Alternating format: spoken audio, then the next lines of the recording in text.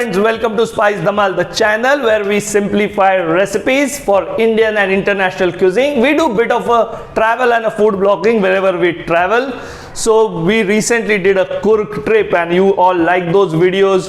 We tasted some authentic Kodava cuisine and the Pandi curry, which is the classic of the Kurgi cuisine or the Kodava cuisine. So today I am going to show you a mutton curry, but which is based on the recipe of Pandi curry. But before I start with the recipe, please make sure you press that thumb icon to like our recipes. Press the red button to subscribe if you are new to the channel. So let's see what we need for this authentic Kurg mutton curry, but which is made on the recipe of Pandi curry. So if you eat pork, you can always use the same recipe and make the Kurgi Pandi curry. So in order to make our Kurg mutton curry, what you need is a quintessential ingredient for Kurg cuisine, and this is called that Kanchampulli vinegar or Garcinia vinegar. It's easily available on Amazon if you Google it by the name of Garcinia vinegar or the Kurg vinegar, Kanchampulli vinegar. Now this is a reduced juice of Garcinia plant, which is similar to kokum, which is used in Maharashtra or Bangalore. But if you don't get this, then you can use regular vinegars. Only thing is, we finish the recipe, we add this towards the end because this is a concentrate. If you use a regular vinegar, you will have to add it during cooking. So this one I keep it aside. Now first step for this recipe is actually making the masala, and I have taken around 750 gram of mutton for it. So the masala what we make for the Kurg curry is some coriander seed, mustard seeds, black pepper, cumin, cinnamon, black cardamom, green cardamom and cloves. So we're going to dry roast this to a nice brownish color and make a powder out of it. So that's the first step. And then what we are going to do second is make a paste out of coriander, garlic, ginger and chili. So this is the second step. So first start with dry roasting spices.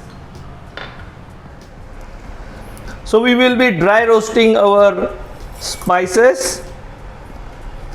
You have to keep the heat medium to low and just keep on stirring so that they should not burn. And this may take around 5 to 6 minutes. And you can actually make this masala and keep it ready as well in larger quantity and use for similar recipes. So our dry spices are roasted nicely. This is the time we will add around 20 to 25 curry leaves to it and just roast them along with this. So you need to roast it till the coriander seeds change their color to light brown.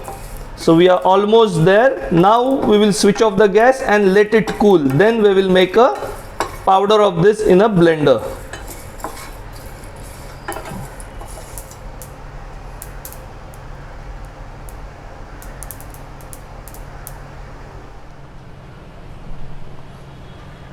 So our masala powder is ready. All the dry roasted masala and curry leaves, we have made them into powder. So that we will keep it aside. Now next stage is to make the paste out of coriander. So this is a handful of coriander which has been washed.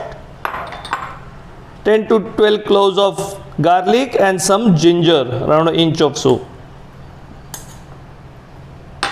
4 to 5 green chilies as per the taste. So add little water and make a fine paste of this. So our paste of coriander, garlic, chili, that is also ready. Now to start with, we will cook this mutton in the pan itself in which we are cooking. We are not going to pressure cook the mutton. So you need to take a heavy bottom pan. I am using a nice steel pan which has been seasoned. Add 3 to 4 tablespoons of oil. Now if you are making a Pandi curry or a pork curry, you don't have to add that much oil because pork has a lot of fat. So once this oil comes to a nice smoking temperature, first thing we will do is to fry our mutton. So oil is nice and hot. Let's fry the mutton pieces. So I have used a nice on-bone mutton for this recipe. So that will give a very good taste to the curry as well.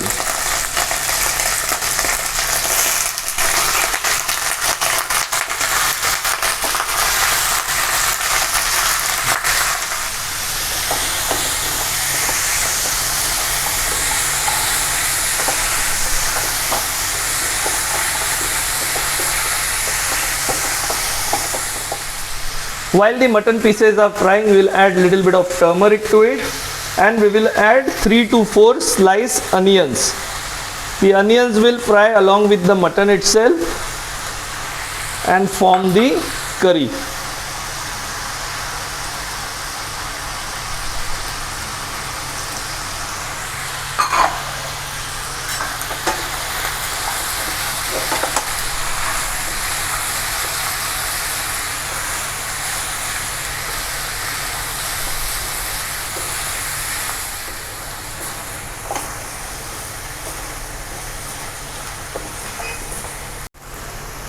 So let us add some salt, which will help fry the onions. And if you feel it is sticking to a bottom little bit, you can add little bit of water. So we've been frying this for around 7 to 8 minutes now. Now it's time to add the coriander paste that we made.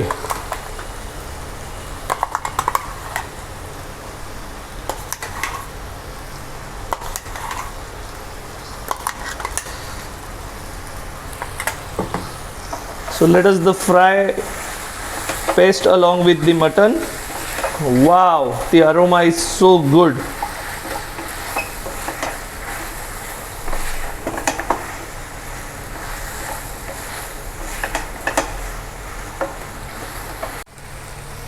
So mutton is fried nicely along with the onion and the paste of chili, ginger, garlic.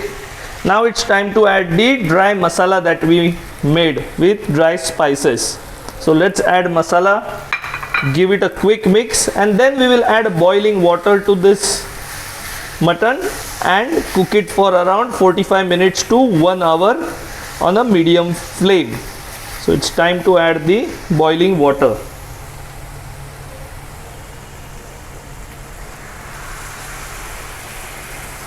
Add the water just covering the mutton. It will reduce while cooking.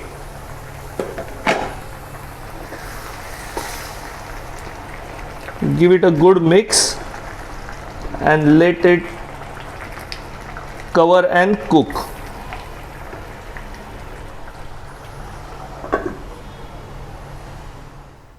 So our mutton has been cooking for around 45 to 50 minutes now. Every 10 minutes we did give it a good stir and adjusted little bit water if it had reduced too little. So now mutton looks cooked.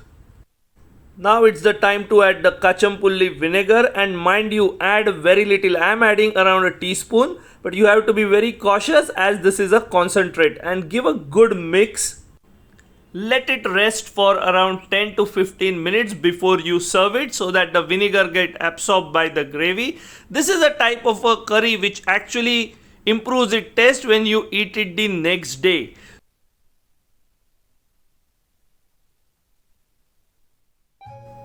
So our curry is well rested now. Let us serve it in the plate, and look how delicious it looks. This is a type of curry you can enjoy it with neer dosa, or you can eat akki roti or the rice dumplings or the balls known as kadambattu. Traditionally they are eaten with it.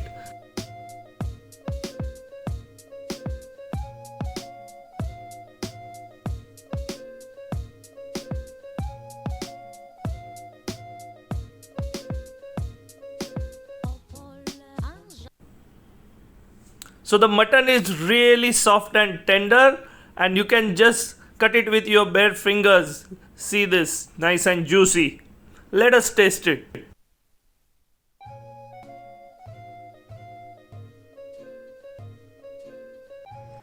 So friend, that was fantastically tasting Coorg style mutton curry or a Pandi curry style mutton curry. So if you are cooking pork or a mutton in the same recipe, it is going to taste delicious. I really loved making this recipe because these are the recipes you don't easily find in restaurant. These are the niche ones.